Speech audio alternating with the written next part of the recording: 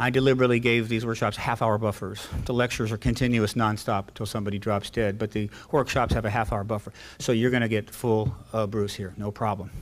You're encouraged to ask questions and get involved. Say, what's that slide? What's going on there? Lectures are different, so get engaged. Take advantage of your opportunity with Bruce.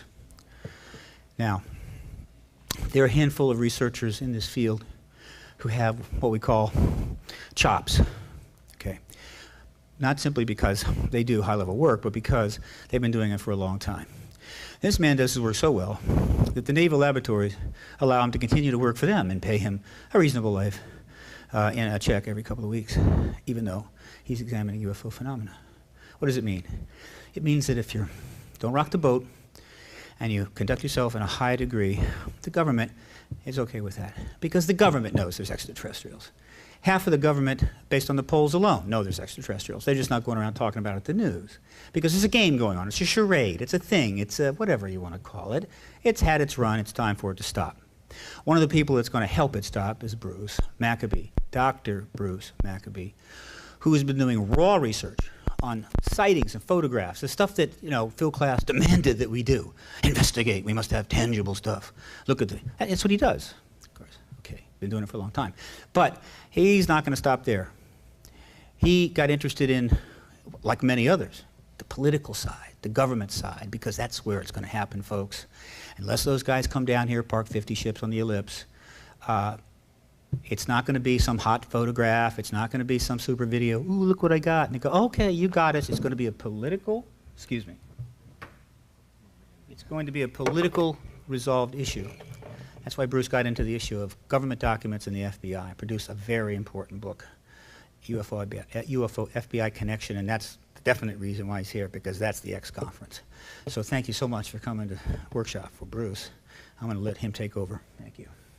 Thank you. You okay? Are you okay? Just remember, no panic, no fun. Okay, now I have a lecture here that consists of over 100 slides and that I'm supposed to talk about in 90 minutes. However, many of them are just words. You'll be able to read them as fast as I can speak them, or maybe even faster.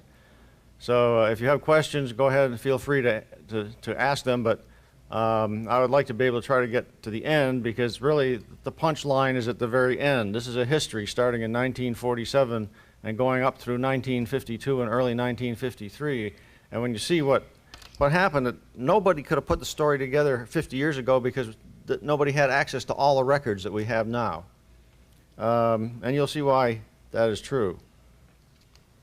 Well, anyway, I call this 1952 the year of the UFO, and we're stuck in the legacy of the year of 1952. It's so important you could write a song about it. When I was 10 years old, let's see now if I get this thing to work here.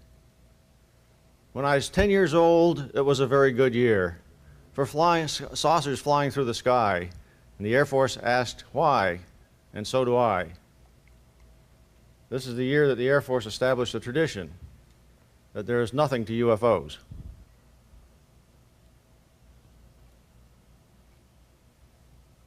Come on.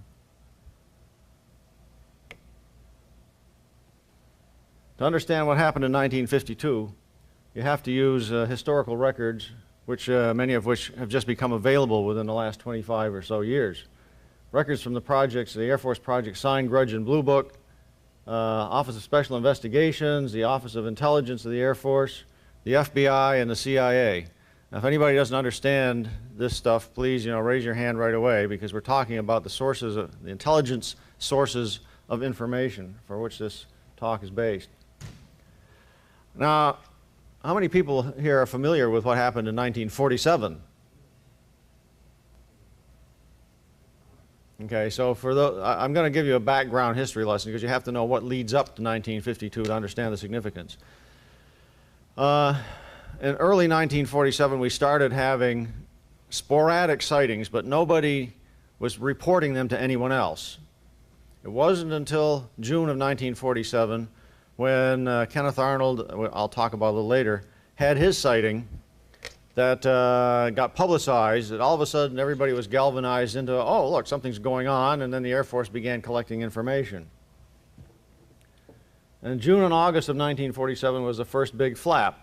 Nobody knows exactly how many sightings there were. There have been over 1,000 newspaper reports identified, and these would be situations where people call up the newspaper and then gave a description of a sighting. Anyway, the government denies knowledge. Sounds just like it's right out of the X-Files, right? Air Force became involved almost immediately. There was a controversy over the cause of the sightings. Theories range from Soviet to U.S. and natural phenomena. There was hardly any mention. There was a little bit, hardly any mention of ET. And after the summer of 1947, sightings continued, although it tended to fade out of the news media. The sighting that galvanized everybody was this Kenneth Arnold sighting, an experienced pilot, June 24th, 1947. He was flying, as this shows on that dashed line down there past. He was flying over here where this airplane is, heading east, and he saw these 9 objects, circular, semicircular, flying southward past Mount Rainier and then down past Mount Adams. It was about 50 miles. He timed it with a clock on his dashboard, 102 seconds. It came out to 1,700 miles an hour. He couldn't believe that it was that high. He did some recalculation and trying to make it as imprecise as possible and still came up with 1,200 miles an hour. Interestingly, down at the bottom here, down at Mount Adams, there was a prospector. Most people don't know it, but there was a second witness to the things that Arnold saw. This is what he described in his letter to the Air Force. Arnold wrote a letter to the Air Force a couple of weeks after his sighting made it into the newspapers. Immediately following Arnold's sighting, there was a prospector by the name of Fred Johnson near Mount Adams who saw the object close up. Johnson reported that his compass needle wobbled. This is the first electromagnetic effect report. Johnson was interviewed by the FBI and found credible, and his is the first unexplained sighting in the Project Blue Book file of 13,000 sightings. Kenneth Arnold's is not the first. Why? Because the Air Force claims that Kenneth Arnold saw a mirage.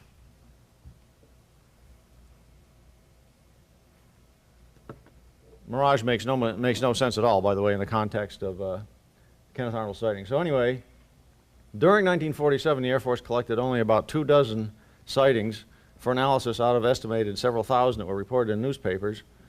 Many of the witnesses were Air Force personnel on duty. On July 8th, there was a major sighting at Edwards Air Force Base, or Muroc Air Force Base in those days. On July 10th, the Air Force asked the FBI to enter the fray. The FBI investigated for about 2 months, found no evidence of communist subversion. That was the reason given by the Air Force was we want the FBI to get in because there's a possibility that some subversive people are generating spurious reports in order to make the American people less confident of the ability of the Air Force to control the skies. So the FBI investigated and found no subversive people. Instead, they found generally credible witnesses. This established, the most important fact about this is it established a continuing link between the Air Force and the FBI.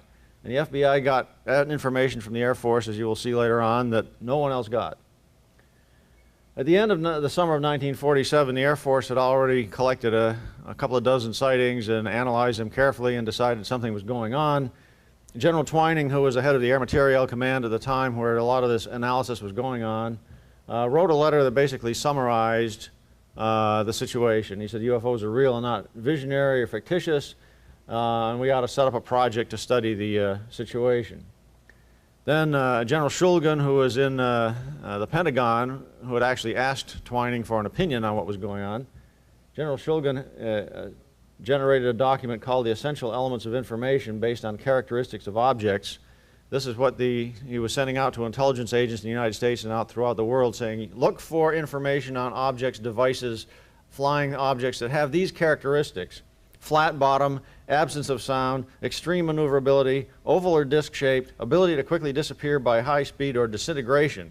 Now that's a really interesting characteristic, you see, that they had already discovered about these flying saucers. They could move so fast, or something rather, they would appear to just disintegrate.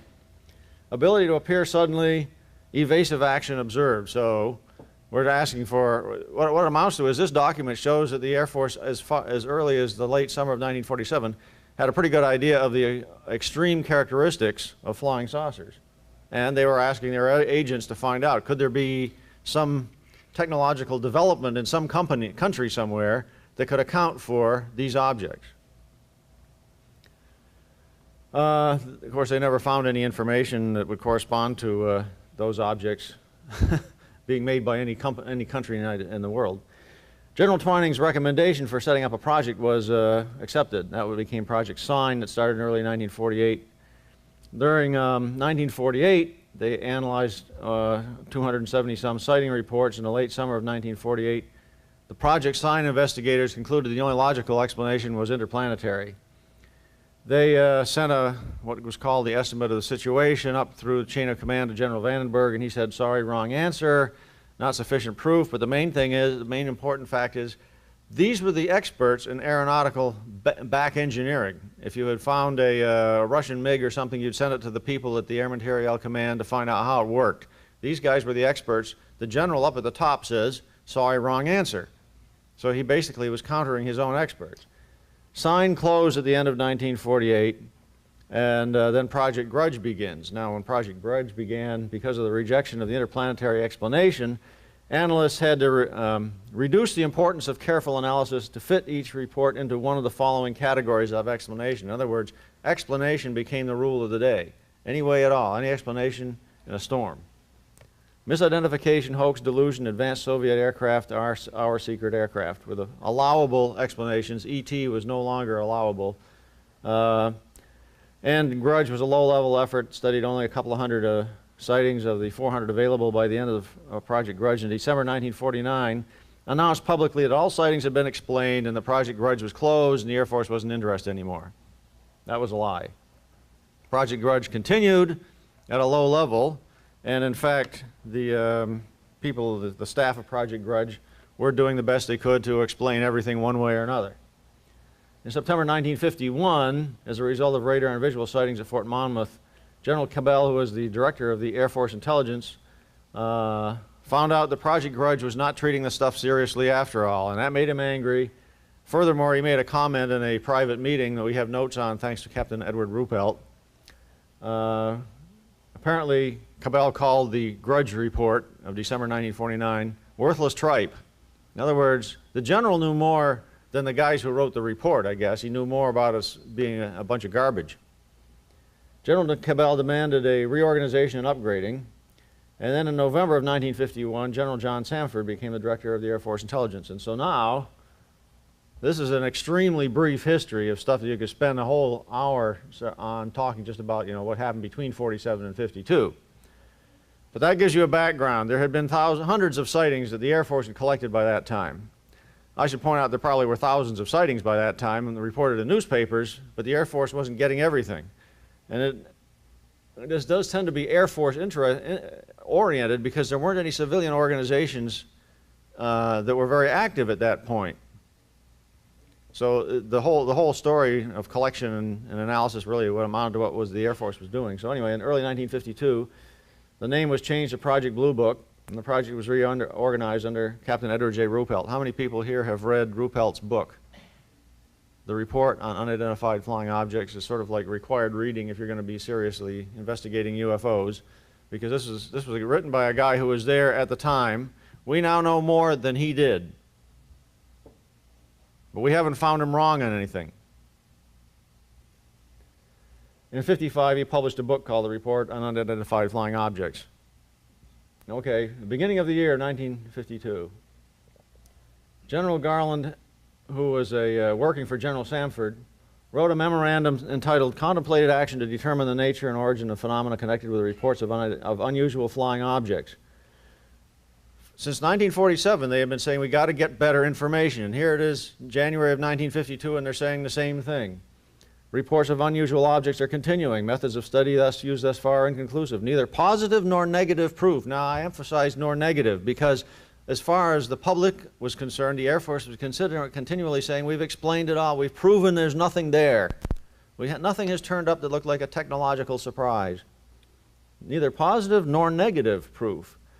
And we need positive action to identify the nature and the origin. So here they're admitting, once again, on the inside, that they don't know what's going on. This memo shows that despite public statements to the contrary, the Air Force was concerned over the situation and had unexplained sightings. Now, Garland wrote his memo appealing to the Soviet threat. He says it's logical to relate these to the USSR advances based on German war research. And you find this throughout the early history of the Air Force investigation, that they appealed to the Soviet threat to justify things, to justify investigation. He made what were considered to be outlandish suggestions to the Air Force, that the Soviet Union was 10 years ahead of us in aeronautical development, that they had, and he points out that he's worried that we have a good atomic bomb, but only dumpy old airplanes to carry them. If the Soviets are flying these flying saucers around, they may have a crummy atomic bomb, but they have a tremendous device for transporting it. So if they should happen to get a good atomic bomb and add it to their flying saucers, then we're wiped out.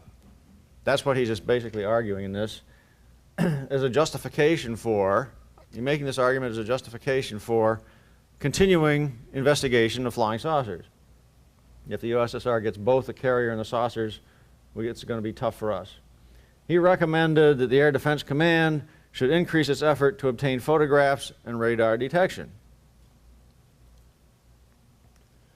And so you could ask the question, didn't Garland know the Soviet threat was bogus? It was bogus. The idea that the Soviet craft had been rejected by sign and grudge in years past. Did General Garland use the Soviet threat to cover up the real reason for ordering an increased effort? According to Ruppelt, Garland was a UFO witness. Garland's memorandum shows that at high levels the Air Force intelligence took the UFO problem seriously, even though the Air Force publicly disparaged the subject. Shows the top Air Force intelligence didn't want to contradict General Vandenberg by suggesting the interplanetary possibility might be a reason. So in other words, he wasn't justifying it from the these might be flying craft from another planet. He said they might be Soviet. Ruppelt and the Project Blue Book staff carried out Garland's order, but it required many months, and the big flap was over by the time they were actually prepared to handle a few sightings per month. So this is the calm before the storm now. Between early January and early April 1952, things were quiet while Project Blue Book reorganized. Reports continued at a low rate from the previous year.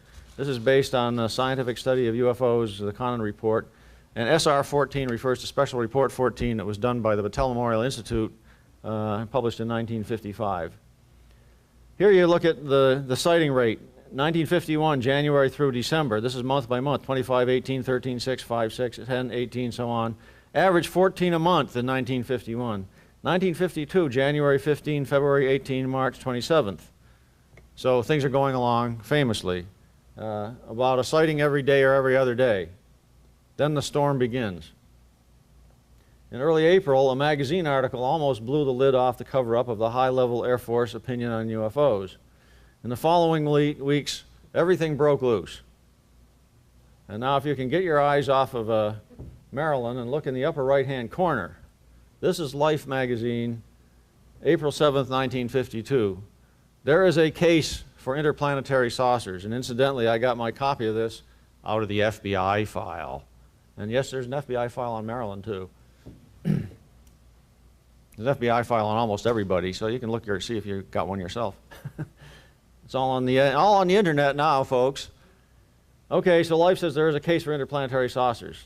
They must be crazy. Anyways, based on a year investigation that included interviews with top Air Force officials, and the article concluded the Air Force is now ready to concede. Remember all the newspapers that I haven't had a chance to go into, all the stories by the press on what the Air Force was doing. The Air Force was saying there's nothing to it, and we're not interested. All of a sudden in this Life magazine, the Air Force is now ready to concede that many saucer and fireball sightings, I haven't got time to talk about that, but if you go to my lecture on the FBI, UFO FBI lecture tomorrow, you'll hear about the fireball stuff, green fireballs. Anyway, they defy explanation. Here, Life offers some scientific evidence that there is a real case for interplanetary saucers. 10 previously unpublished sightings were studied. Conclusion, not explainable as Russian weapons, atmospheric phenomena, skyhook balloons, hallucinations, and so on. These disclosures, sharply amending past Air Force policy, climaxed a review by Life with Air Force officials of all the facts known. The Air Force is now ready to concede that many saucer and fireball sightings still defy explanation. The article quoted from Dr. Walter Riedel, who is a German rocket scientist, these objects have an out-of-this-world basis. They quoted an Air Force intelligence officer who said, "The higher you go in the Air Force, the more seriously they take flying saucers." That could have been Ruppelt, but it wasn't the name of whoever said that, wasn't given. The article ended with a series of questions which pointed towards the interplanetary answer. What power urges them at such terrible speeds through the sky? Who or what is aboard? Where do they come from? Why are they here? What are the intentions of the beings who control them? Somewhere in the dark skies, there may be those who know. The answer is out there. The Project Blue Book response to the Life article. Now, this is the internal memorandum by Project Blue Book, writing themselves. Ruppelt wrote, "It should be noted here that the conclusions reached by Life are not those of the Air Force. No proof exists that these objects are from outer space." He wrote in his 1956 book, "Some high-ranking officers in the Pentagon, so high that their personal opinion was almost policy, did believe the saucers were extraterrestrial and expressed that opinion to Jinnah," one of the writers of the article. And Ruppelt says, General Garland, in his private notes, Ruppelt says, General Garland was the inspiration behind the Life article by Jinnah. He gave Jinnah his ideas and prompted Life to stick their necks out. Remember, he said that Ruppelt claimed that Garland was a UFO witness. When you become a witness, you're more likely to stick your neck out. The reaction. According to the Project Blue Book file, the Life article was mentioned in more than 350 newspapers. The Life article was ridiculed in the New York Times and disputed elsewhere, and they appealed to the Grudge Report, which had said there was nothing to it and all the sightings were explained. Remember, that's the report that General Cabell said was tripe. Air Technical Intelligence received 110 letters concerning the article. Life itself received more than 700 letters over the next few weeks, and unfortunately Life threw those away. Most of them were about old sightings. The Project Blue Book staff expected an immediate onslaught of new sightings, but it didn't come, at least not for several weeks.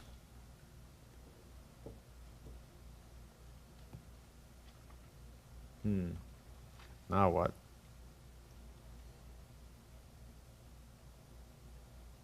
I bet you I know. Okay, so now we've been having 14 a month in 1951 and 52. What this is an attempt, this is sort of what Project Blue Book was aware of at the time it was occurring. In January, they had collected 10 reports, February 19, March 17, April 91. What I refer on the right-hand side there is objects cited. So in other words, these are the actual reports, and here's the number of objects that were supposedly seen, according to this study called Special Report 14. Anyway, notice that in April, all of a sudden you jump to 91 reports, May 70 reports, June 111. This is a big jump from the 14 per month that they had been having. It went up by a factor of 10 almost. Project Blue Book staff believe the jump in the sighting rate was caused by the Life article. The increase began in Canada and moved into the USA during June, and including sightings by the military in Korea, not likely a result of the Life article.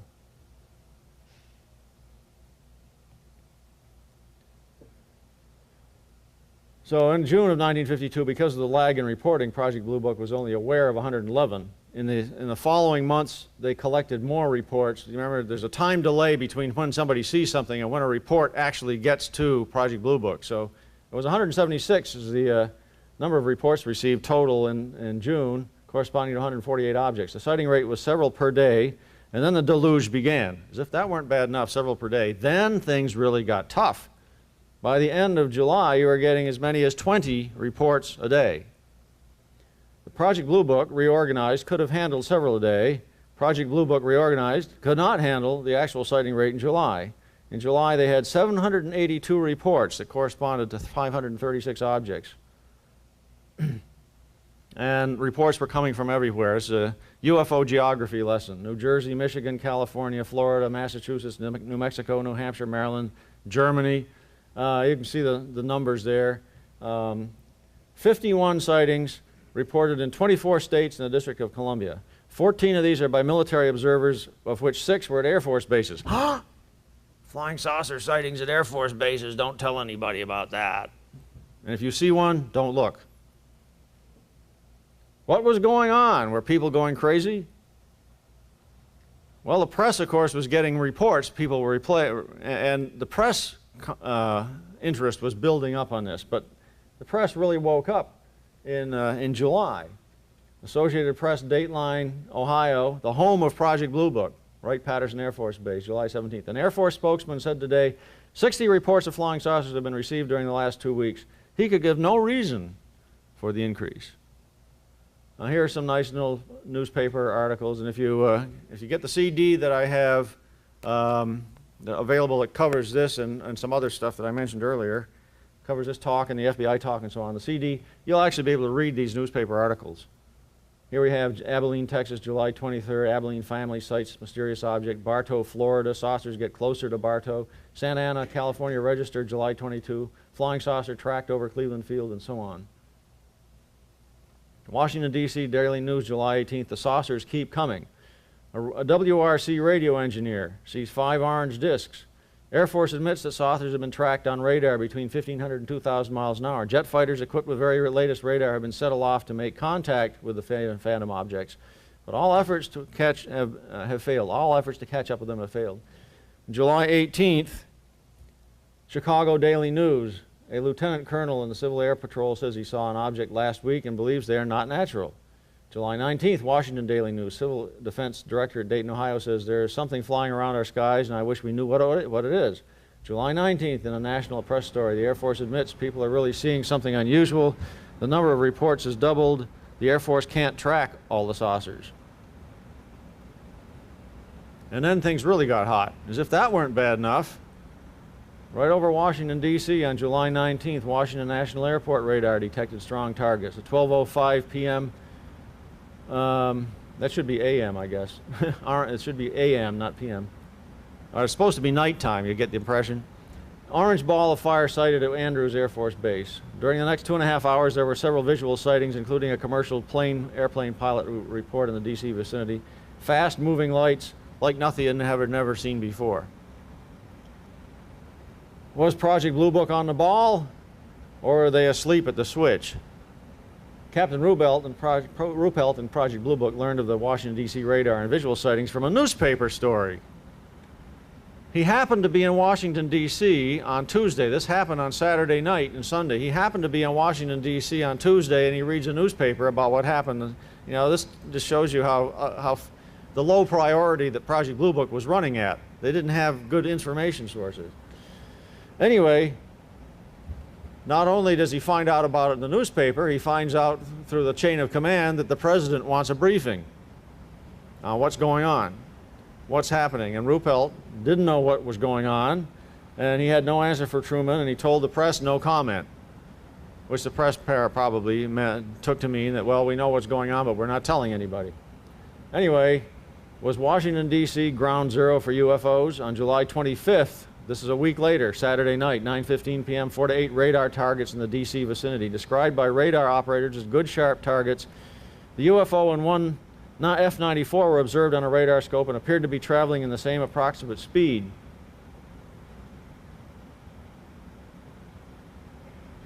Is this working?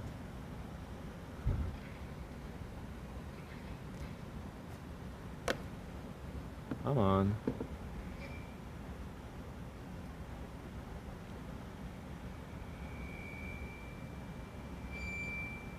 Well, we had that one before. Where's the next one?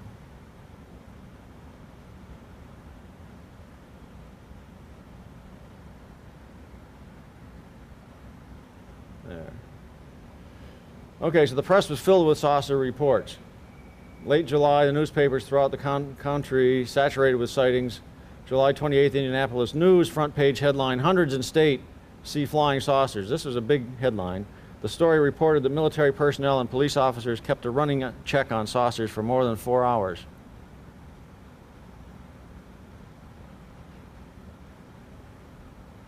Come on.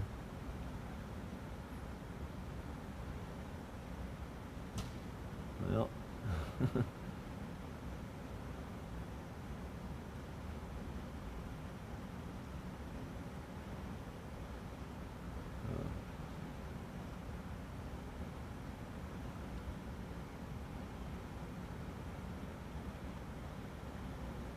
I don't know whether this system doesn't load up the pictures fast enough. Let me saw that. Okay, here's the pictures themselves. Saucers circle Washington, D.C. is in a Southbridge, Mass. newspaper, a Massachusetts newspaper reporting what happened in Washington, D.C. Alert jets to hunt the saucers. Hundreds in states see the flying saucers. The Air Force reacts, you know, shoot first, ask questions later. Dateline, Washington, D.C. Air Force alerts jets to chase flying saucers anywhere in the U.S. July 28th, International News Service. Jet pilots have been placed on 24-hour alert against flying saucers with order to shoot them down if they refuse to land. But they never got any. Here's some more newspaper reports. The longest day. Subsequent analysis showed there were 43 sightings on July 28th. However, because of the lag in reporting of the sightings, the staff was not fully aware of that sighting rate. According to the newspaper article published in August 1, Project Blue Book was aware of only 114 of the over 500 sightings that occurred during July. They thought 114 was bad. Eventually, they realized what really happened. What might the Project Blue Book staff have been thinking? Was a war of worlds about to begin? On July 29th, the Associated Press headline, "Whatever they are, flying saucers put in the busiest week on record."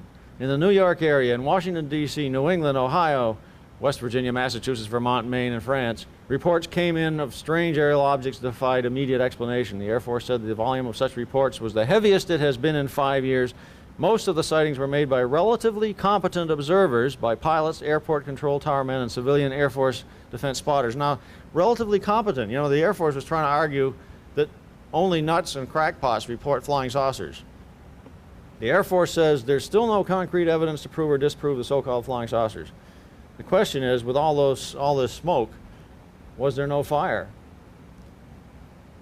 What must the top Air Force generals have been thinking? They were thinking it's time for a press conference. The Air Force reacts. Press conference. July 29, Pentagon, one of the largest and longest press conferences since the end of World War II, has nothing to do with the Korean War, which, you know, I haven't got time to go into the background of what was happening in the rest of the world, but the Korean War was going on.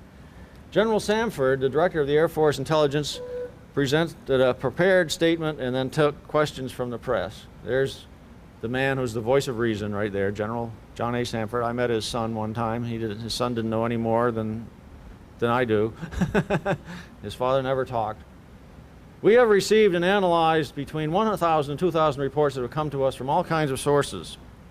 Of this great mass of reports, we have been able to adequately explain the great bulk of them, explain them to our own satisfaction. However, there have been a certain percentage of this volume of reports that have been made by, sorry, I can't verbalize this in red, but you can see, credible observers of relatively incredible things.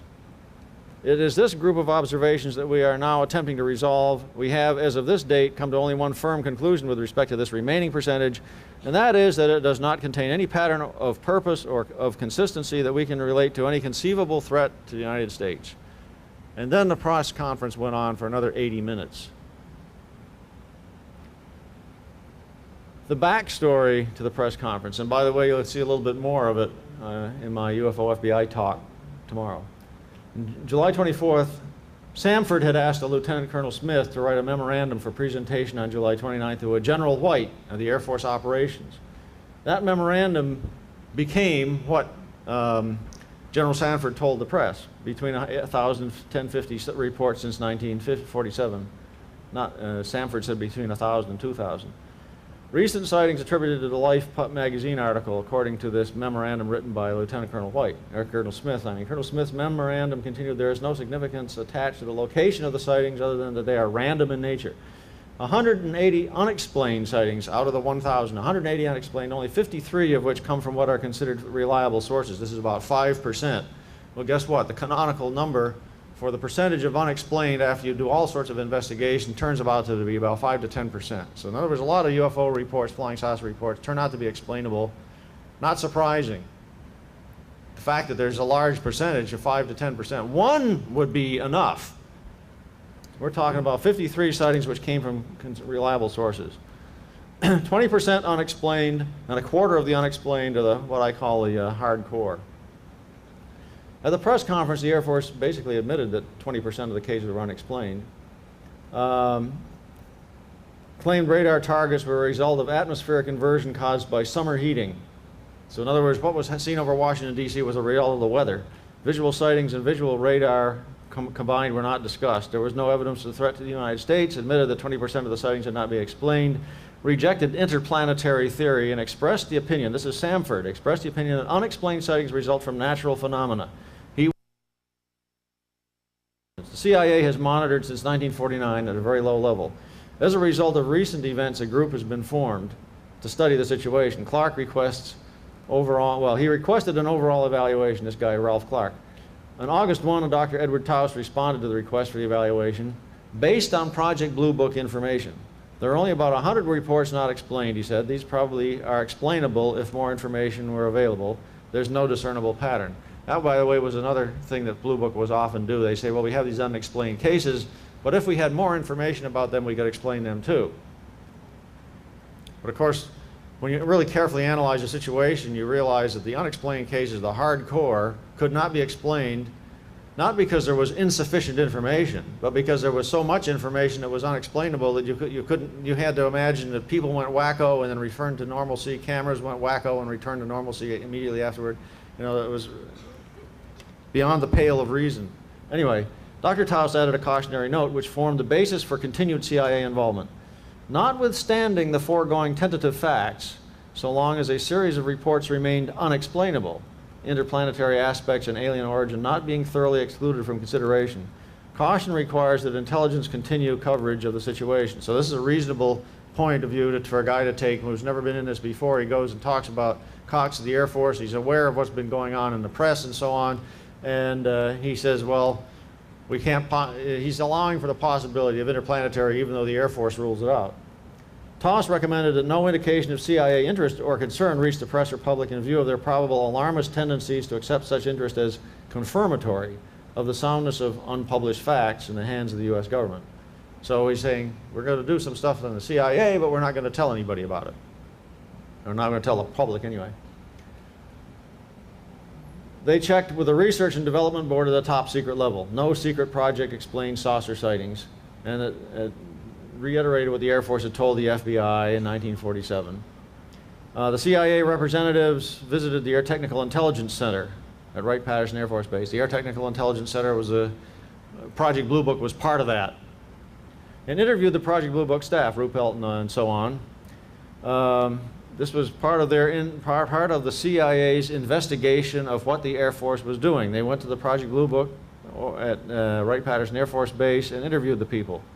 On August 20th, the Director of Central Intelligence, Walter B. Smith, was briefed on the saucer situation, and the Air Force stand on flying saucers as stated by the CIA. That's the title of the briefing. Air Force stand on flying saucers as stated by the CIA. In other words, the CIA has gone and interviewed the Air Force. Now this is what the CIA thinks the Air Force is saying.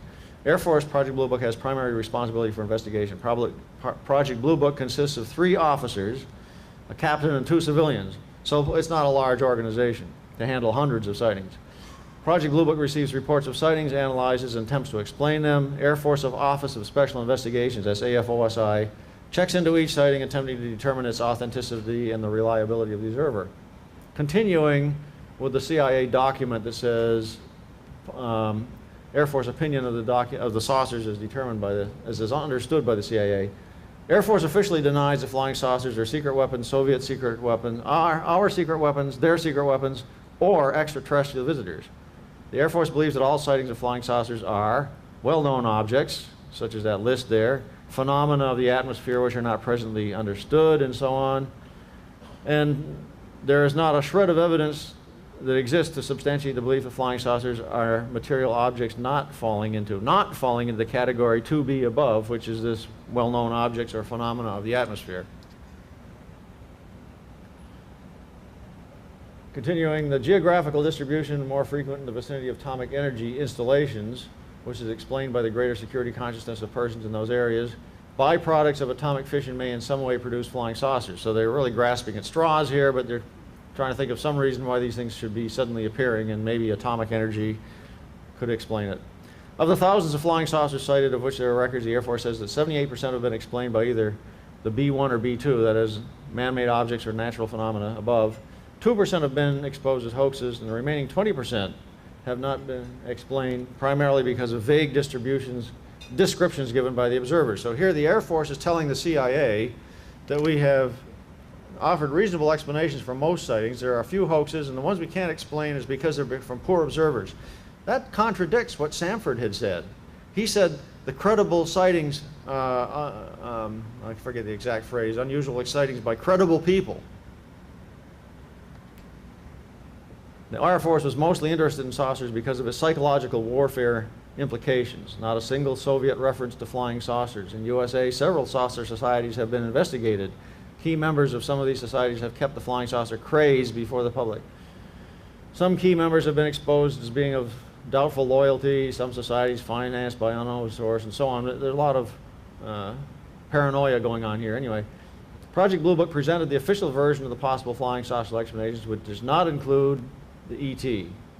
No, ET had been rejected as an acceptable explanation, as I told you earlier, when General Hoyt Vandenberg knocked down the estimate of the situation in 1947. So the Project Blue Book could not use ET as a potential explanation. They had to fit it into something else. And that's what they told the CIA. They told the CIA it had to be natural phenomena, man-made, or hoaxes or delusions.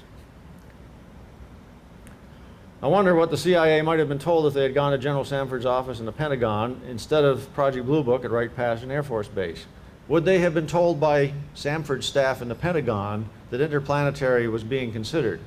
But instead, they went to Wright-Patterson Air Force Base in Ohio, where Project Blue Book was running, and Project Blue Book were low-level guys, and they were the guys who were having this pressure down from above. You can't use ET as a possible explanation. It has to be fitted into everything else. So they're told the party line of Project Blue Book in the summer of 1952.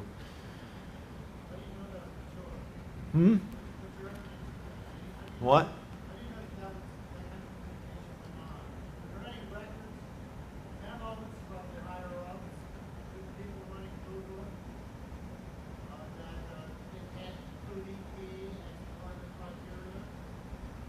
There is no memorandum written that says you cannot include ET. But when they tried out the ET explanation in the summer of 1947 and they sent this up to General Vandenberg, he said, I won't accept that. And then as Ruppelt put it in his book, after that, during Project Grudge, for example, there were no feathers in the caps for cases that were unexplained. If you wanted an advancement or whatever, you want to have brownie points, you explained the sightings. One way or another, even if it didn't make any logical sense. So anyway, the CIA says the Office of Scientific Intelligence entered into its inquiry fully aware it was coming into a field already charged with partisanship, one in which objectivity had been overridden by numerous sensational writers, and one in which there are pressures for extravagant explanation, as well as for oversimplification. So he's allowing for the possibility, well, Project Blue Book might be wrong, maybe something really is going on here. The Office of Scientific Intelligence team consulted with a representative of the Air Force Special Studies Group. This was Passoni. And by the way, I didn't get a chance to mention that Passoni had a document which for some reason or other didn't come up on this presentation, written back in April of 1952, which Passoni said the Air Force cannot assume that flying saucers are interplanetary. This is embedded in a document, and it's written in a context that he's trying to argue against it. He says the Air Force cannot assume that flying saucers are interplanetary. That, in the context, suggests that there's somebody in the Air Force who assumes they're flying, there's nothing we can do about it. That could explain why the top level of the Air Force didn't have a tremendous amount of pressure to get information on flying saucers. If they knew they were interplanetary, they couldn't do anything about them.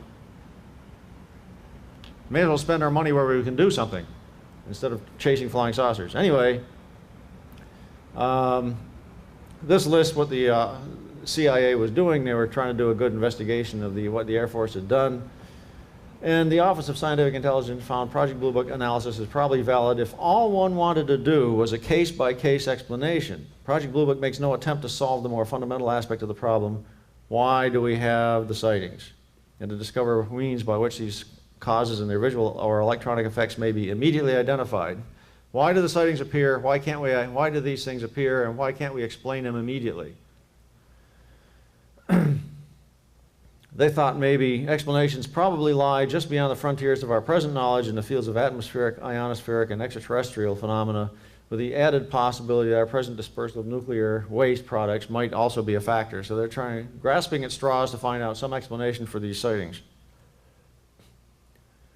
They were worried about psychological warfare. the Soviet Union generating a whole bunch of sightings at the time that they wanted to attack, causing panic in the United States and perhaps cluttering up communications channels.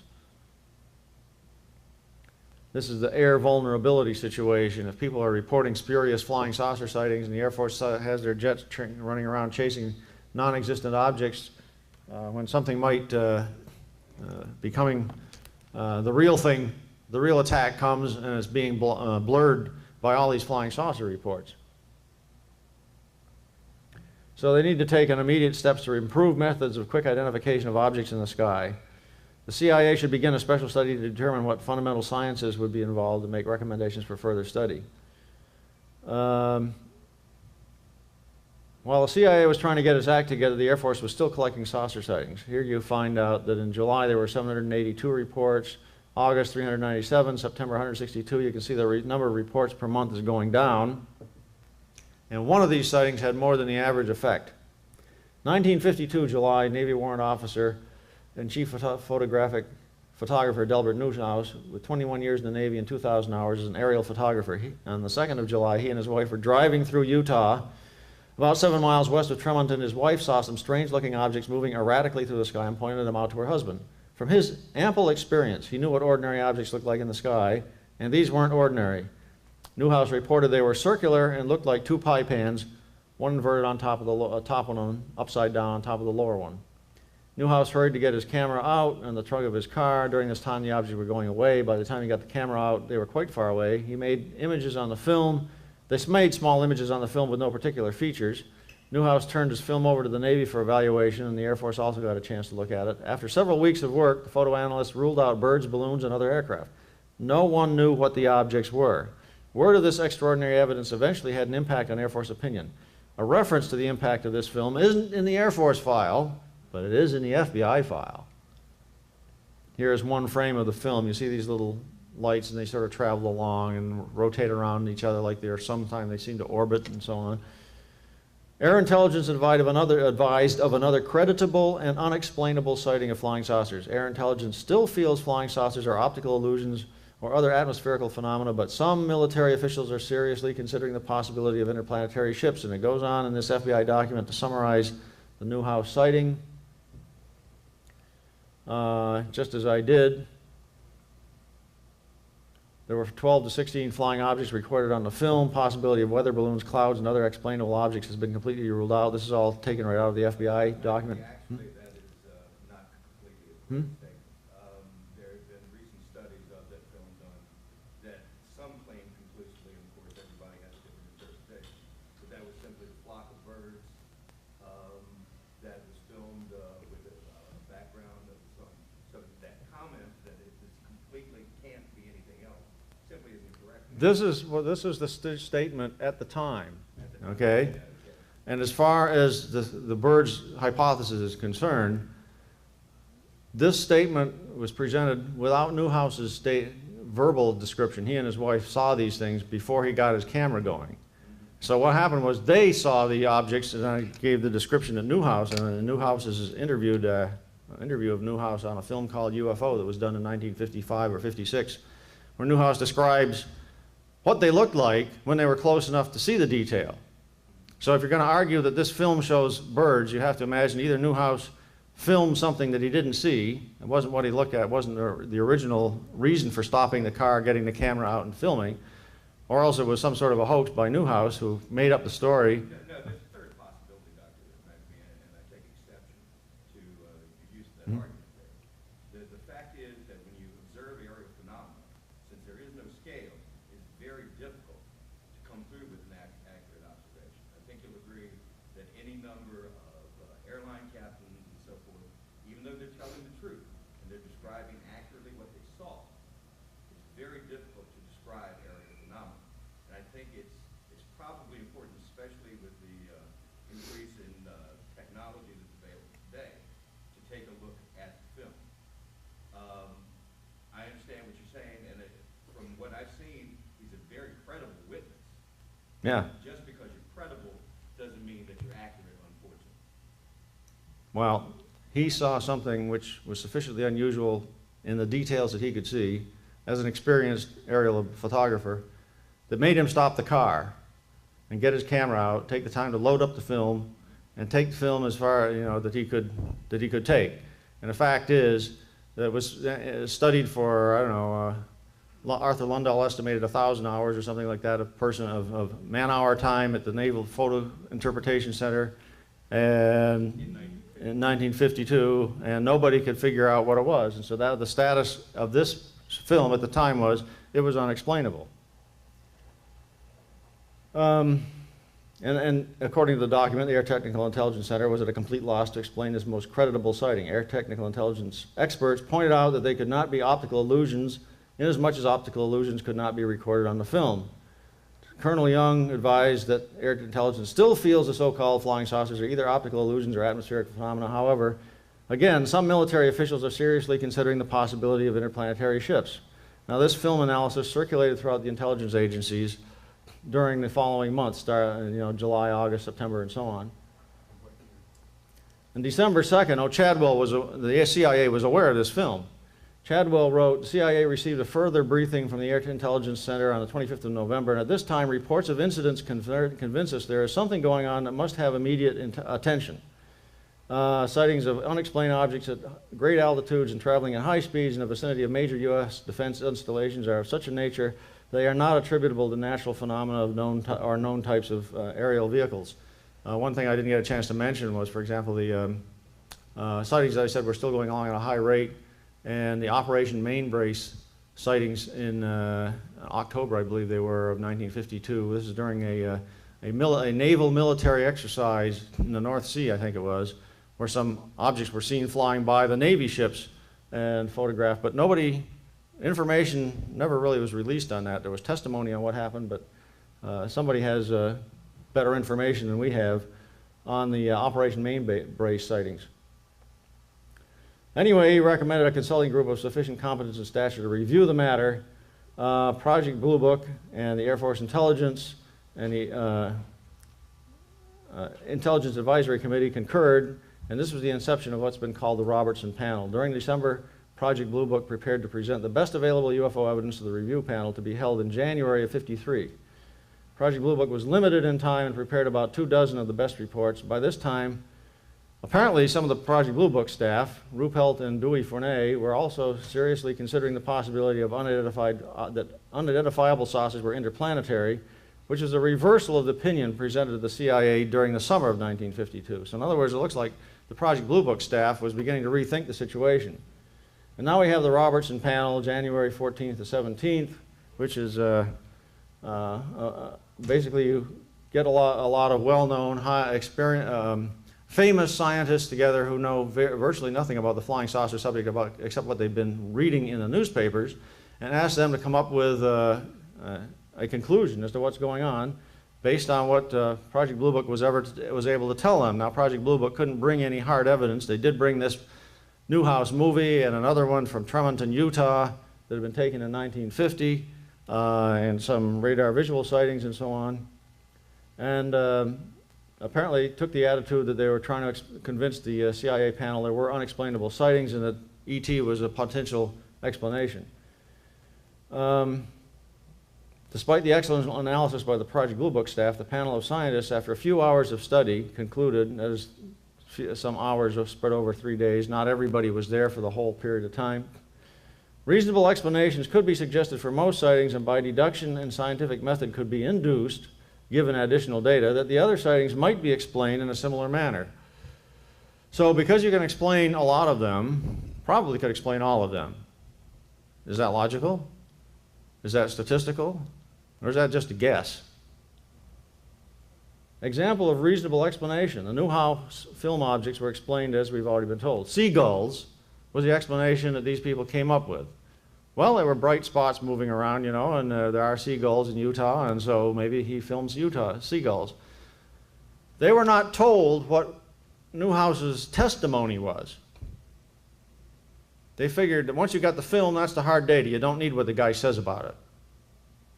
If there's one thing you learn in UFO investigation, you've got to put the whole thing together. A photo or a film does not make a UFO. You've got to have some context, some background to what's going on. And Newhouse was very clear about the fact that he stopped because he saw these things looking like, you know, a saucer, saucer inverted on top of another one. The shape is what got him. After just several thousand hours of experience, this was not something that he had seen before, so he gets his camera out and takes a film. It's unfortunate the objects are too far away to give you any detail when he actually gets the camera going. According to the analysis at the time, showed the images were too bright to be reflections of birds. The visual sighting by Newhouse and his wife of pie pan-like objects before he started film was not even mentioned. So in 3 days, the panel members did not get the full picture of the 5-year phenomenon that had generated thousands of reports. Their conclusions were based on a lack of information, a lack of understanding, combined with natural bias against anything unusual that wouldn't fit into their scientific worldview. Example of a faulty conclusion based on insufficient information. Dr. Thornton Page, one of the panelists, argued that saucers couldn't be interplanetary craft because such craft would appear all over the world, not just in the USA. Very logical. What the CIA didn't tell them was they had been collecting flying saucer reports from all over the world since 1947.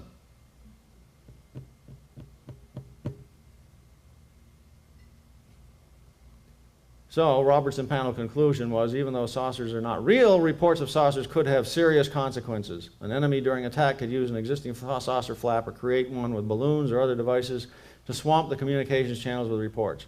An enemy could use saucer reports and saucer-like devices as decoys for the actual attacking aircraft. The panel recommended stripping the saucers of their special status and starting a program of education and debunking or explaining so the general public would be better able to identify normal aerial phenomena, objects and phenomena. The panel believed that once the subject had been sufficiently debunked, the general public would believe that all the sightings had been explained, and so there would be less interest in reporting. So if you want to get rid of sightings, that's what you do. You tell everybody that there's nothing to it, there's no real point in reporting. You know, if you see something, if you see a flying saucer out there, I don't care if there's a guy standing on it waving at you, you look the other way because it's not real. After the Robertson panel, the CIA decided not to recommend a national security directive to study saucers. That had been a potential possibility the CIA would stand up its own well-funded group to study the subject. After the Robertson panel, they decided against it. CIA basically, as far as the records are available, the CIA lost interest in UFO problem. And after the Robertson panel, Project Blue Book, and after Edward Ruppelt left within the following 6 or 8 months, Project Blue Book went back to just plain classifying sightings and did hardly any investigation. Very rarely did they actually go someplace and talk to a witness. The legacy of the Robertson panel is debunking. The panel recommendation that all sightings can be explained or debunked. Now, this is taken on a nasty connotation, the term debunking. Debunking is getting rid of bunk, okay? Stuff that's false. Everybody likes to do that. Sometimes you have to debunk the skeptics as well as you have to debunk the believers. Naturally, we want to explain everything we can. The problem comes when you start publicizing explanations which make no sense, and in particular explanations that couldn't possibly be right. Now, take the Kenneth Arnold sighting, which is a paradigm type of setter. The first sighting that was widely reported. It's a one-person sighting. The guy in his airplane had plenty of time to look at these things, several minutes. He timed their flight. He saw them with respect to objects in the distance. He got an impression of how big they were, their shape, and so on. There have been, I think it's 7 different explanations offered, starting with ordinary aircraft that were much closer than Arnold thought, and most recently being pelicans. And in between you've got meteors and you've got atmospheric phenomena and so on. Maccabee's first rule of debunking is, any explanation is better than none. My second rule is, if the first explanation doesn't seem convincing, try another one. There's a corollary to the second rule. If the second explanation doesn't seem convincing, try a third. And you keep working your way down, and that's okay. If this is a scientific process going on, you're trying to rejecting explanations. But when you publicize each one, like in the New Zealand sightings, I don't know if anybody's ever heard of those, but back in 1978, sightings off the coast of New Zealand involving people flying on an airplane. They took film, color movie film of it and so on, and made a big splash down really around the whole world because a news crew was involved. And the first explanation out of the pike was, it must be the planet Venus. This was from an astronomer in Christchurch, New Zealand. On the same day that this sighting was reported, the newspaper headline was, "People see the planet Venus," and then they described the sighting down below. Turned out the planet Venus rose 2 hours after the sighting. Well, it wasn't the planet Venus. The next day, the astronomer says, "I think it was the planet Jupiter." Well, Jupiter was overhead at the time. Problem, the guy filming couldn't film up through the ceiling of the aircraft to film Jupiter. And with a 200 millimeter focal length lens, he couldn't get images that were as big as were on the film. Anyway, he couldn't, even if he had set up and tried to film Jupiter. So, you know, the guy was shooting from the hip. This is what I call debunking. For the same sightings, Sir Bernard Lovell of the Green Bank Radio Observatory in England was publicized as saying it was all unburned meteorites. Well, the term itself doesn't make much sense, but they saw these things the sightings lasted for many minutes, and the objects didn't go streaking along like meteors. It made no sense. There was also a sighting, the explanation in the newspaper, light reflected off of the breasts of mating mutton birds. They must have been flying upside down. The mutton birds fly at 10,000 feet, and the airplane was like 14,000. Nobody said where the light came from that could have been reflecting. Anyway, so oh,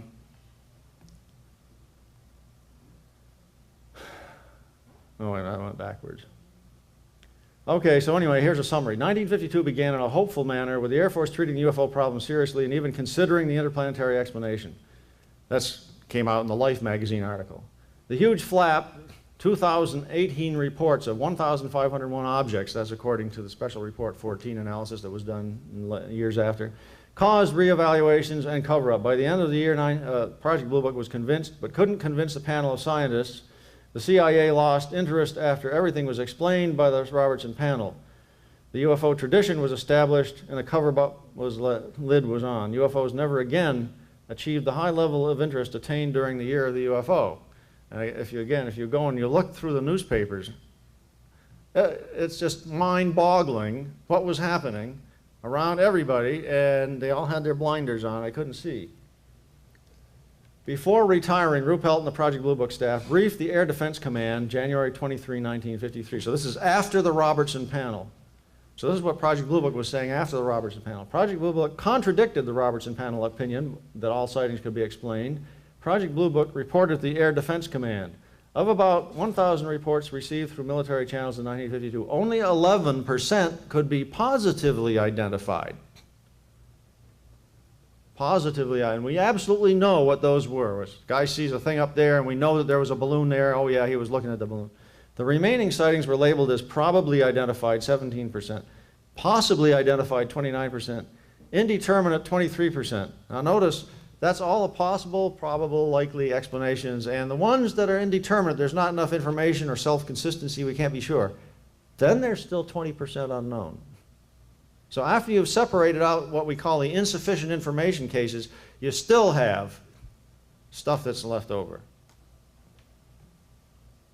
The legacy of 1952, the UFO tradition. UFO sightings never again achieved the high level of interest that occurred during the summer of 1952, and the tradition that all UFO reports are explainable, none are ET, none represent a threat to the United States, was established.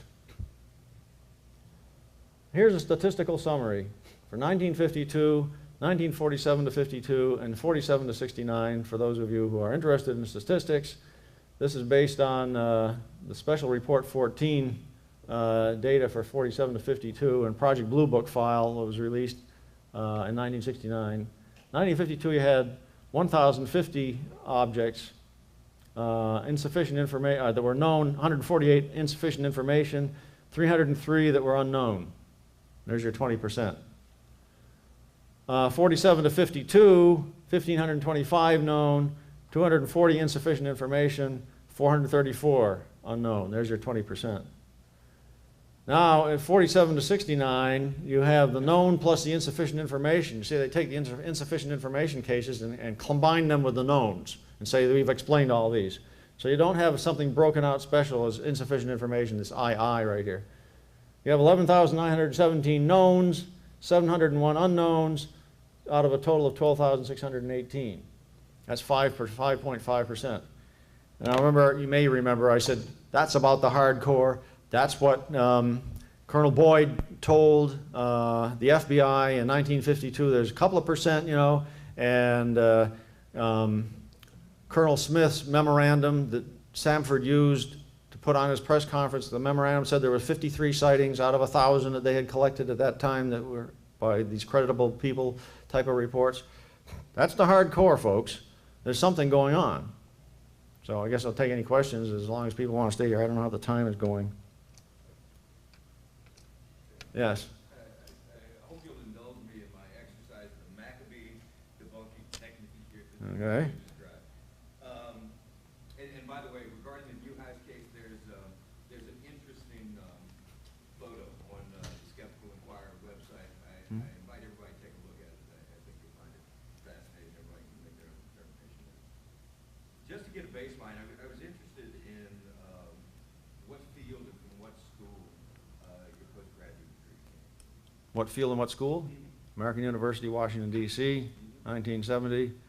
Thermodynamics and statistical physics and use of lasers and critical phenomena. Okay. A question for you, sir. Isn't it true that radars, especially in the early or late 40s, early 50s, because it was a fairly new technology, had a lot of false positives, if you will? Yeah, I'm sure. Okay, so that's a fair statement. And then I guess the other question would be that a lot of UFOs sightings come in flaps, do they not? There seems to be like a cluster, and then they'll gradually dwindle down until there's another flap. Is that a fair statement? Certainly the sighting rate goes up and down, yes. Okay. Is that attributable to some of the same, for instance, when there were sightings of aerial ships in the 1800s and witches in the 1600s, is that a large part of it, is it a result of people becoming aware of these things and therefore being a little more sensitive to the sightings themselves? Or do you think that they are actually just large influx of that phenomenon and then they gradually disappear? Well, I haven't made a careful study of the 1897 wave that you're talking about, that you mentioned. From what I have read about it, I gather that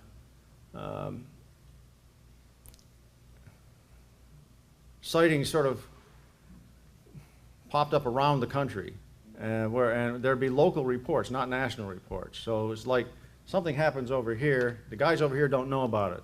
Later on, they report that something happens over here. Turns out that when you go back years later and you combine these two things, there's some sort of a similarity going on. If you go and read a lot of the newspaper reports from the 1897 wave, I gather, because it's not something that I've studied, that you get the impression that something was going on. We don't know what exactly. When it comes to the UFO situation, as I mentioned, there were sightings before Kenneth Arnold's sighting was publicized. It wasn't until Kenneth Arnold's sighting that people suddenly took this as some sort of thing that's going on, and the Air Force is interested and other people are interested in hearing about it. We know that in April of 1947 there were a couple of sightings by meteorologists in Richmond, Virginia. And one guy said, you know, well, I saw this round silvery object flying along, and I looked at it through my theodolite and I could see it moving. And he made his report in July. This is after the publicity. He says, I didn't know anybody was interested in it, so I didn't tell anybody.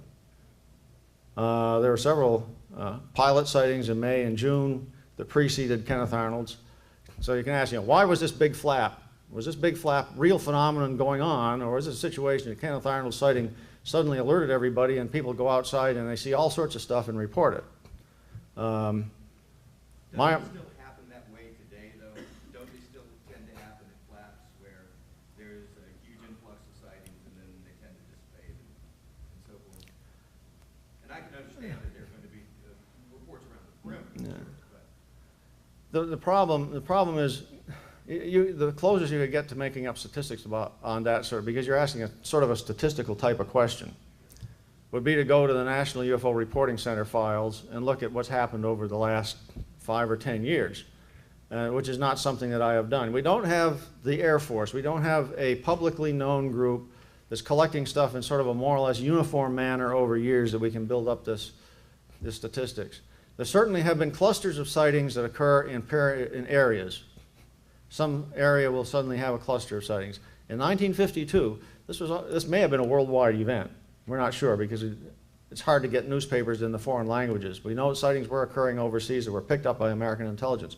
Certainly things were happening throughout the United States. I showed you it was a geography lesson on July 20, 24-hour period or 48-hour period it was in latter July where we had, what was it, 51 different reports from 24 states or something like that. That was a macroscopic large area flap. Seems like in recent years what we've been more likely to have is small areas where there'd be a concentration of sightings in a small area, then that goes away and some other area, a concentration pops up. Is any of it attributable to media reports or you think so? Usually you have no media report until the first one. It's always hard to decide, you know, is that first one generating then a whole bunch of spurious reports? Was the first one real? Consider, for example, a January 2000, I think it was, Ohio police report that made national news. Early January, I think it was, where the Ohio police reported seeing a triangular object flying through the sky in southwestern Ohio and in Indiana, was it? Yeah.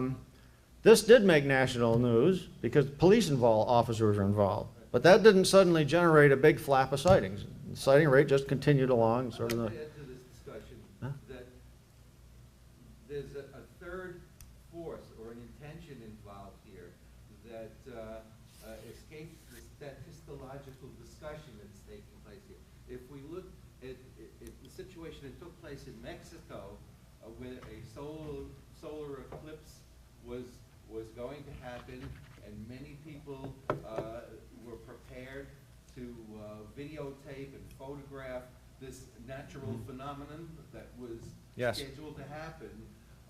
It was reported that many people had profound close sightings of anomalous flying objects. And it's so much so that it suggested to me that whoever it was that was navigating those objects took the opportunity to show themselves at a time when so many people were out there and prepared to record them. That's pure conjecture, isn't Isn't it wonderful? it? I understand, but absence of evidence is not proof. Yeah. But in that situation, you're confronted with the fact that there were a lot of videos that were showing things up in the sky that people didn't expect. Yeah, there was a lot of them that showed the solar eclipse. But there were videos that showed something, and so you'd be confronted with explaining, you know, why did that happen? Or explaining each case, and, you know, this was birds, that was balloons, there was somebody who was flying through the area at the time in a strange airplane, and that was videotaped. That is some sort of hard evidence that something occurred. And so it's not just a case of what you had been talking about before, more or less verbal reports that pop up and down. The situation, the Phoenix Lights was at the time of that comet, Hale-Bopp. A lot of people were out there in Phoenix and other places, you know, looking around. And the first event that happened that evening was this object that is reported flying from, someplace 50 miles north of Phoenix, flying southward over the state and then over Phoenix itself. The second part, which I split off from the first part that occurred at 10 o'clock with the videos, you can go to my website and find a big analysis on that about, I think that was flares. But whatever happened between 8 and 9 p.m., seen by apparently hundreds of witnesses, is this big dark triangular thing flying over. I talked to a retired Air Force colonel, I believe he was, who said that he saw it fly over. That would have been, that's what I would consider a real UFO. No, I don't think anybody's explained that. And then the attempts on the part of the Air Force to confuse and obfuscate the phenomenon by putting on a show, a flare show, that suggests to me a consistency with their policy since the 50s of trying to obscure and suppress this subject. Yeah, I can't. I think they do it to this day in those ways. Personally, I don't think that the flare drop what I call a flare drop, and the guy who spoke here earlier, Bill Hamilton, disputes that, but I did the triangulation, which shows that they were 60 miles away. Anyway, I can't say that the flare drop was a response to the 8 to 9 event. In other words, that the Air Force intentionally tried to cover it up. I think in that situation, it was probably a pre-planned event. And then you could argue in the other direction, the guys who flew the triangles knew that it was okay to fly it because the Air Force was going to do something later on that was going to cover them up. You make all sorts of weird speculation, yes.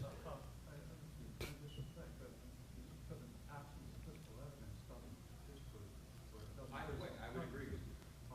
Things that I think are pretty significant with the statistics as far as historical and the increase in sightings or reported sightings.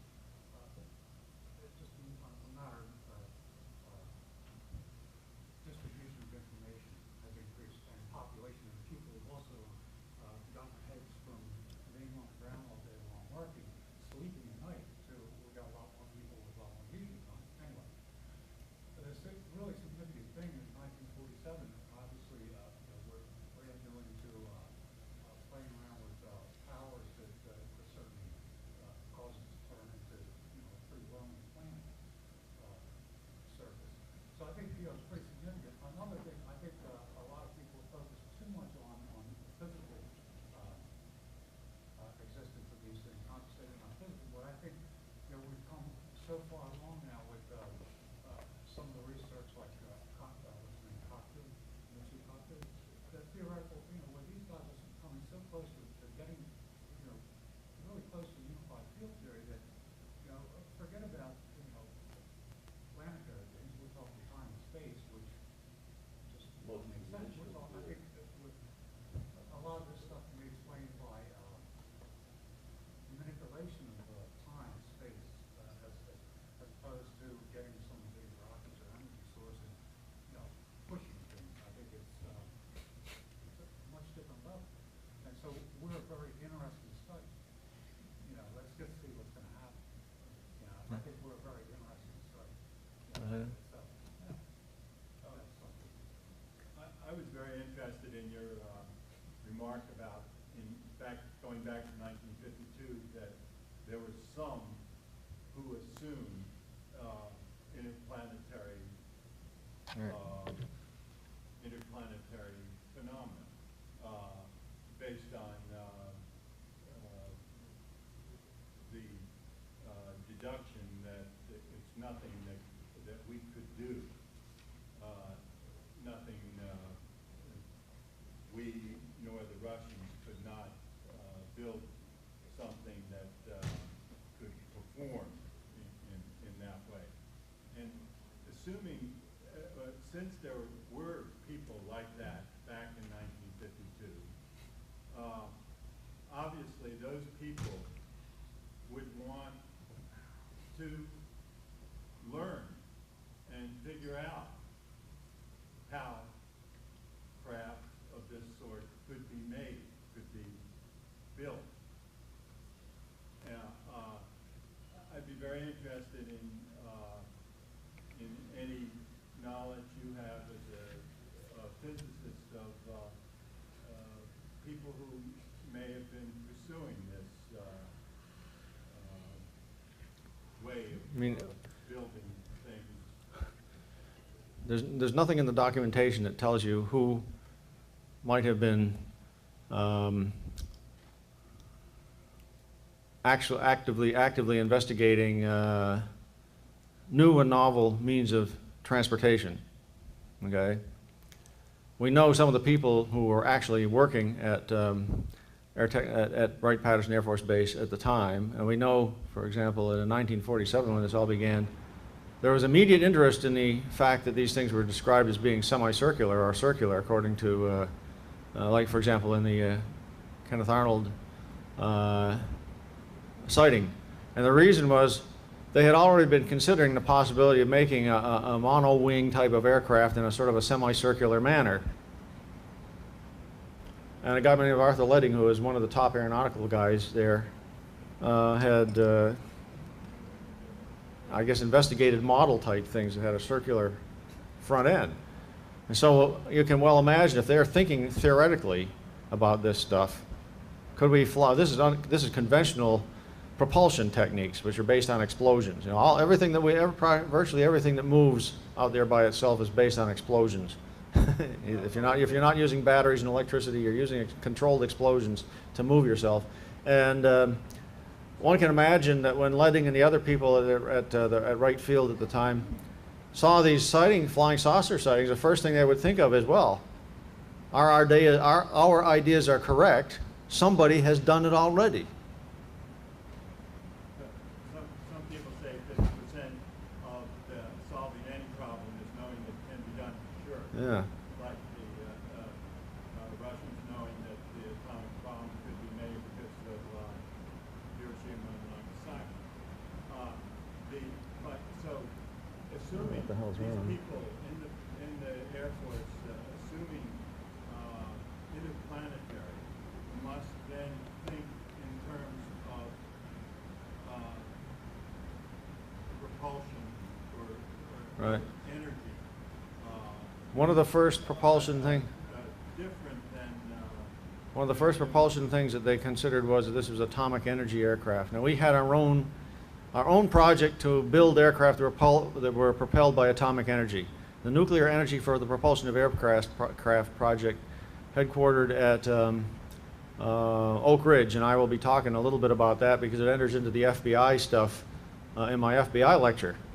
The FBI was told that the existence of flying saucers had given an impetus to our own project to create an atomic energy aircraft, because that was the only power source they could imagine that could have these things flying around at such high speed, you know, and be sufficiently different from the ordinary either propellers or rockets that, you know, jet engines that we were accustomed to.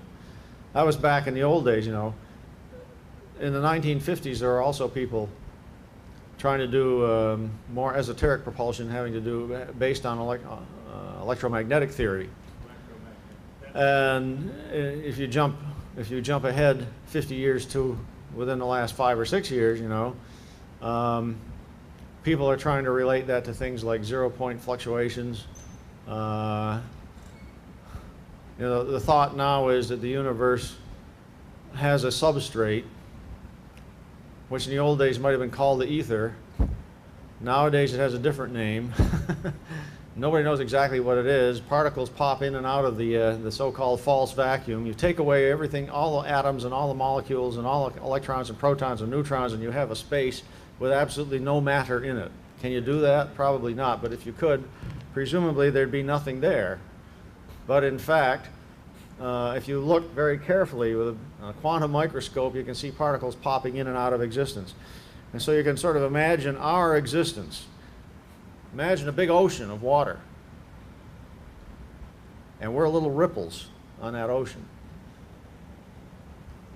Nowadays we say that something like 75% of any particular volume of the universe, 75% of it is... but beside the electromagnetic, huh?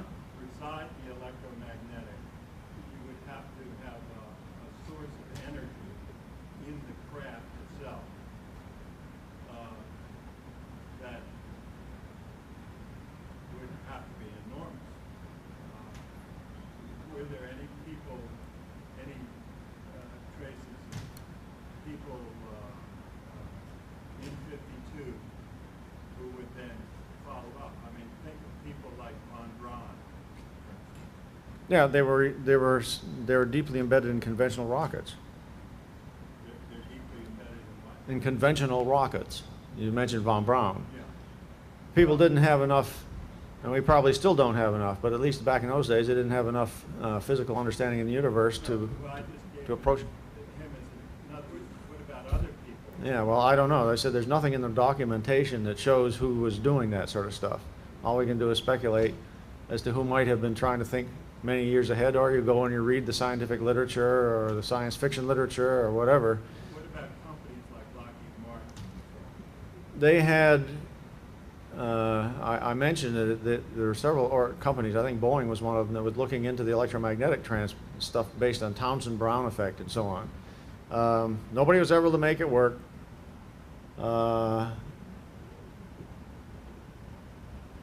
That doesn't mean that it won't work somehow in the future. What I was trying to say earlier, though, was 75% of the universe is what we now call dark energy. 25% of it is, about 20% is dark matter, and 5% is what we are. I find it really interesting. What nobody seems to talk about is what I started to type while you were back here, that the Germans actually flew a saucer aircraft back in 43, 44, 45 in that area. And I've interviewed prisoners of war that were there and saw it, and they crashed it. But after the war, most of those scientists came here, so I suspect that somewhere our government or somebody's using that. There was a plasma type engine that used mechanical oscillator to move magnets that created a plasma anti-gravity type effect. And it's being duplicated across the United States by individuals now, proving that it works. But the government doesn't seem interested, so I figure they must already know about it. You're talking about the lifter things that's going on? Now, about the project that the VNA David Campbell from Ontario. Oh, yeah, I'm not familiar with that. There's other places, he gives information away how to build this. He'll talk to anybody who wants to talk to him. He thinks it should be out there. And there's people all across the United States build these, and they actually fly. And nobody wants to know about The it. problem is, propulsion theories are probably a dime a dozen. They've been going on ever since 1952, and they've been set up in the last 10 years now. NASA set up this advanced propulsion project, I forget exactly what they call it, for a period of time, and they were looking for new and novel means, and anybody could bring in their stuff and have it tested and so on. So I don't think they found anything that was What about energy, though? Matter and antimatter battery? Yeah. Well, how do you get the antimatter? It takes a phenomenal amount of energy to just generate a tiny amount of antimatter. What about element 116? It takes a tremendous amount of energy to generate element 116, one atom at a time. Was it 4? Oh, okay. But maybe there's some way to build it stable. Well, I don't know. There may be. Yes.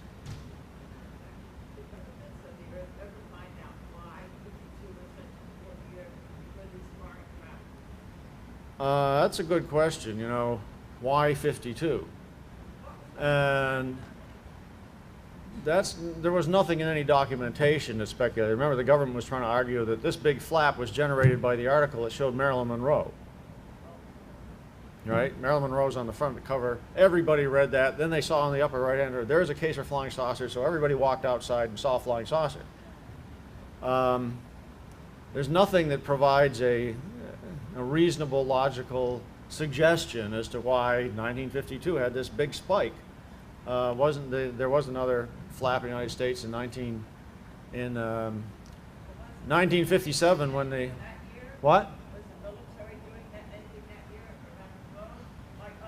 We were having the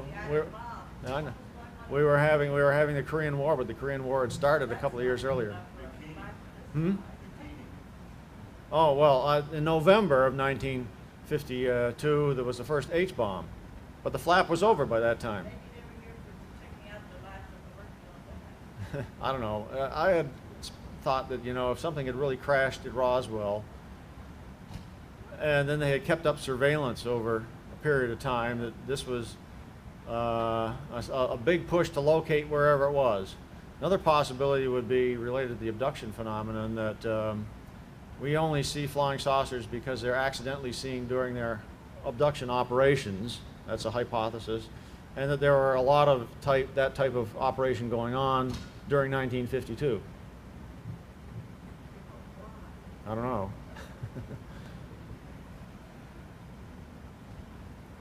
Well, I guess you start at 1:30 or what?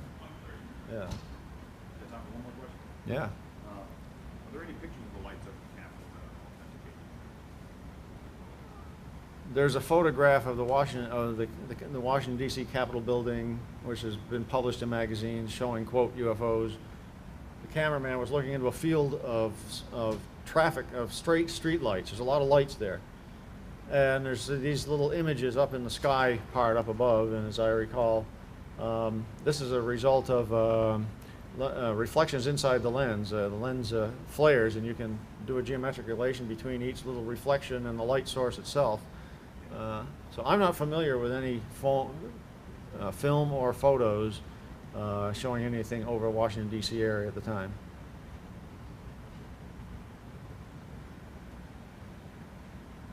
What do you think about Ruppelt's about face right before his death? Oh. The man asked about Ruppelt's about face, sort of, when he wrote his, let's see now, make sure we get the right one. The second edition of Ruppelt's book contains an extra chapter. He didn't change any of the first few chapters. He got to the end of the first book, and it was like he was sitting right on the fence. Could be real, could be interplanetary, and it wouldn't take much of a feather to knock him over into the interplanetary side. At least that was my impression when I read his book the first time. But then the second edition had another chapter on it, which he sort of poo-pooed the whole thing. And the question is, why did he do that? Did he change his opinion? I think there may well have been some pressure applied to him, but he may also have changed his opinion somewhat after having been away from it for several years. This was in 1959, I think, several years after he had left. I don't know, it's not something that I have studied, so I can't say that there's anything specific that you could point to. He did not deny the first part of his book. He just added on stuff that wasn't supportive of the first part. Okay, so it stands up here in about 15 minutes, or 10 minutes, whatever. Thank you. I'd like to get you the photograph of my book. My name is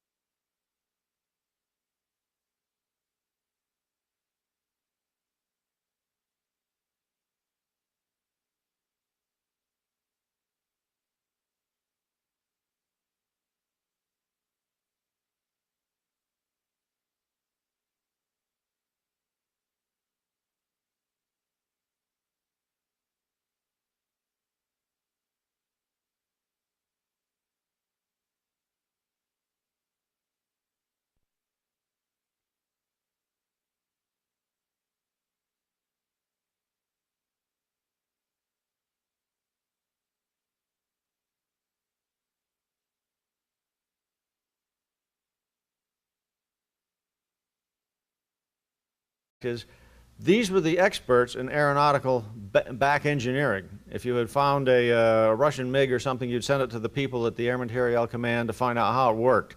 These guys were the experts. The general up at the top says, sorry, wrong answer.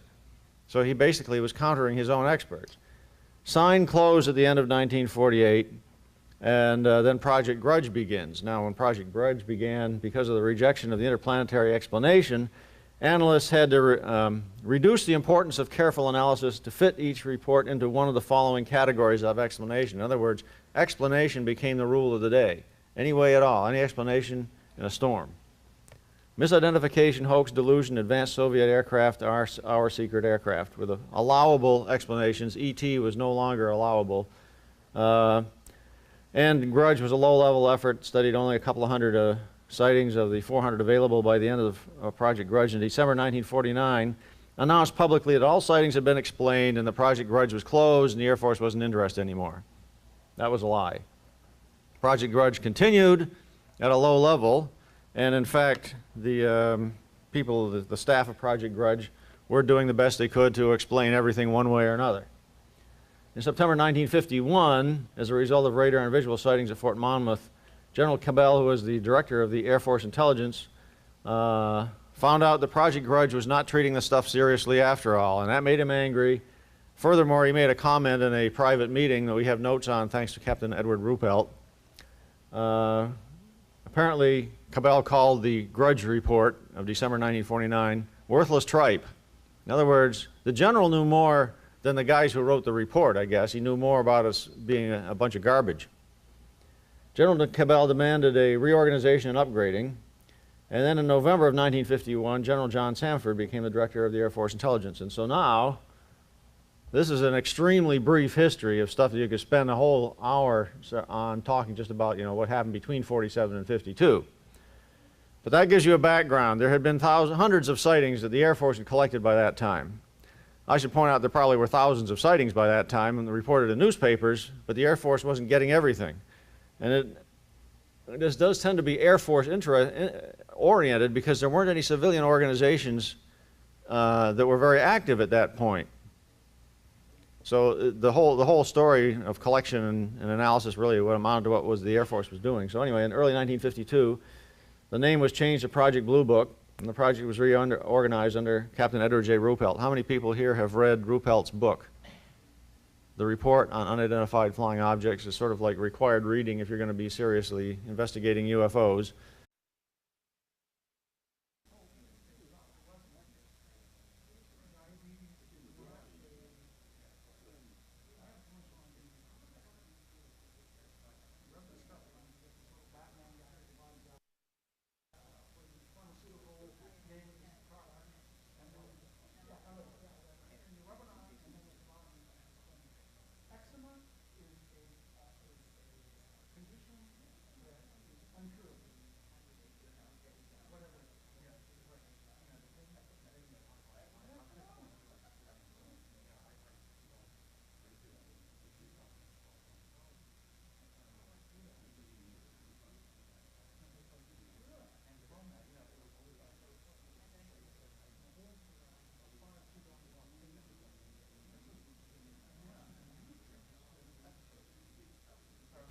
I deliberately gave these workshops half-hour buffers. The lectures are continuous, nonstop until somebody drops dead, but the workshops have a half-hour buffer. So you're going to get full Bruce here, no problem.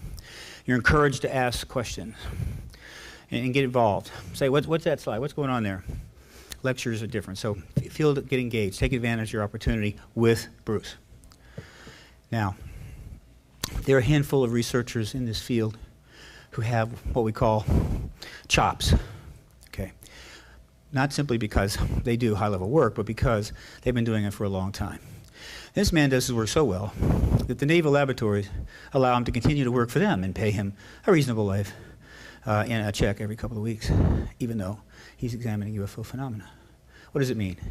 It means that if you don't rock the boat and you conduct yourself in a high degree, the government is okay with that, because the government knows there's extraterrestrials. Half of the government, based on the polls alone, know there's extraterrestrials. They're just not going around talking about it in the news. Because there's a game going on. It's a charade. It's a thing. It's a whatever you want to call it. It's had its run. It's time for it to stop. One of the people that's going to help it stop is Bruce Maccabee, Dr. Bruce Maccabee, who has been doing raw research on sightings and photographs, the stuff that, you know, Phil Class demanded that we do. Investigate, we must have tangible stuff. Look at that's what he does, of course. Okay, been doing it for a long time. But he's not going to stop there. He got interested in, like many others, the political side, the government side, because that's where it's going to happen, folks. Unless those guys come down here, park 50 ships on the ellipse, it's not going to be some hot photograph. It's not going to be some super video. Ooh, look what I got. And they go, okay, you got us. It's going to be a political, excuse me. It's going to be a political resolved issue. That's why Bruce got into the issue of government documents and the FBI, produced a very important book. That got publicized, that all of a sudden everybody was galvanized into, oh, look, something's going on, and then the Air Force began collecting information. And June and August of 1947 was the first big flap. Nobody knows exactly how many sightings there were. There have been over 1,000 newspaper reports identified, and these would be situations where people call up the newspaper and then gave a description of a sighting. Anyway, the government denies knowledge. Sounds just like it's right out of the X-Files, right? Air Force became involved almost immediately. There was a controversy over the cause of the sightings. Theories range from Soviet to U.S. and natural phenomena. There was hardly any mention. There was a little bit, hardly any mention of ET. And after the summer of 1947, sightings continued, although it tended to fade out of the news media.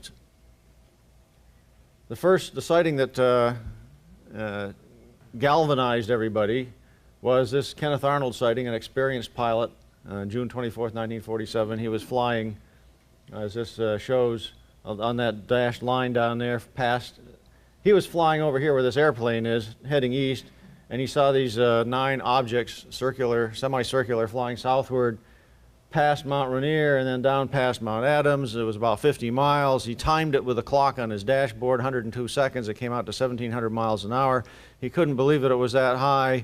He did some recalculation and trying to make it as imprecise as possible and still came up with 1,200 miles an hour. Interestingly, down at the bottom here, down at Mount Adams, there was a prospector. Most people don't know it, but there was a second witness to the things that Arnold saw.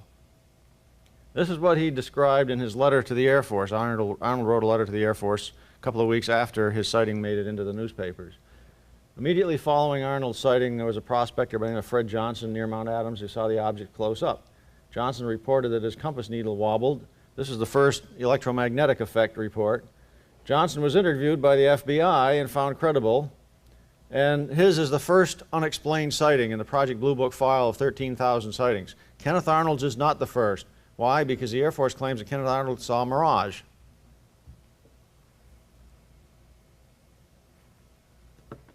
Mirage makes no sense at all, by the way, in the context of Kenneth Arnold's sighting. So anyway, during 1947, the Air Force collected only about 24 sightings for analysis out of estimated several thousand that were reported in newspapers. Many of the witnesses were Air Force personnel on duty. On July 8th, there was a major sighting at Edwards Air Force Base, or Muroc Air Force Base in those days. On July 10th, the Air Force asked the FBI to enter the fray. The FBI... UFO FBI connection, and that's the definite reason why he's here, because that's the X conference. So thank you so much for coming to the workshop for Bruce. I'm going to let him take over. Thank you. Thank you. You okay? Are you okay? Just remember, no panic, no fun. Okay, now I have a lecture here that consists of over 100 slides and that I'm supposed to talk about in 90 minutes. However, many of them are just words. You'll be able to read them as fast as I can speak them, or maybe even faster. So if you have questions, go ahead and feel free to ask them, but I would like to be able to try to get to the end, because really the punchline is at the very end. This is a history starting in 1947 and going up through 1952 and early 1953. And when you see what happened, that nobody could have put the story together 50 years ago because nobody had access to all the records that we have now. And you'll see why that is true. Well, anyway, I call this 1952 the year of the UFO, and we're stuck in the legacy of the year of 1952. It's so important you could write a song about it. When I was 10 years old, let's see now if I get this thing to work here. When I was 10 years old, it was a very good year for flying saucers flying through the sky. And the Air Force asked why, and so do I. This is the year that the Air Force established a tradition that there is nothing to UFOs.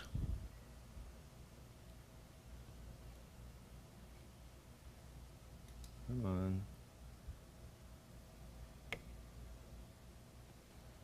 To understand what happened in 1952, you have to use historical records, which many of which have just become available within the last 25 or so years.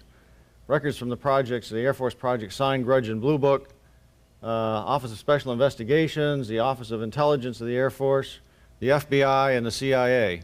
Now, if anybody doesn't understand this stuff, please, raise your hand right away, because we're talking about the sources of the intelligence sources of information for which this talk is based. Now, how many people here are familiar with what happened in 1947? Okay, so for I'm going to give you a background history lesson because you have to know what leads up to 1952 to understand the significance.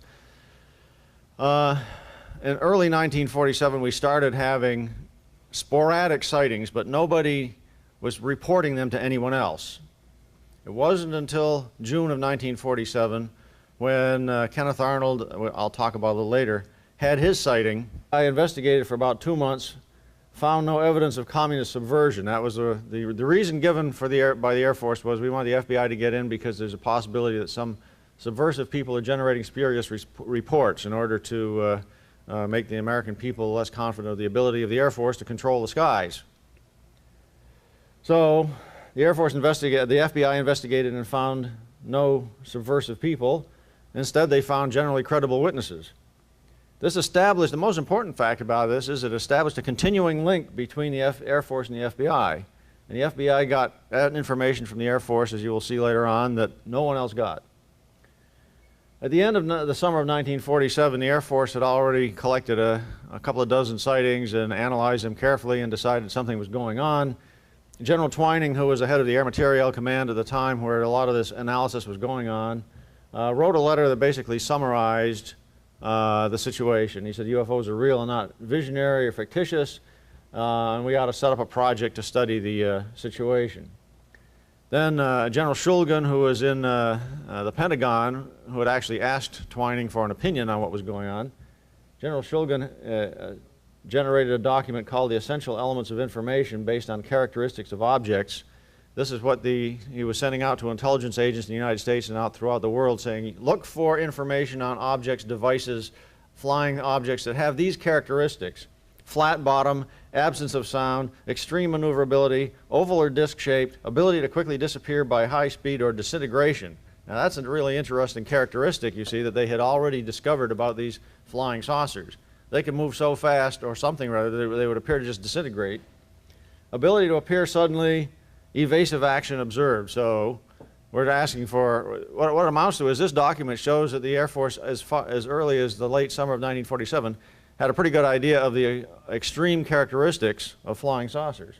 And they were asking their agents to find out, could there be some technological development in some country somewhere that could account for these objects? Of course, they never found any information that would correspond to those objects being made by any country in the world. General Twining's recommendation for setting up a project was accepted. That became Project Sign that started in early 1948.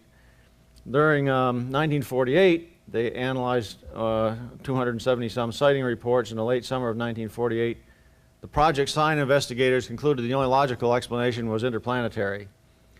They sent what was called the estimate of the situation up through the chain of command to General Vandenberg, and he said, sorry, wrong answer, not sufficient proof, but the main thing is, the main important fact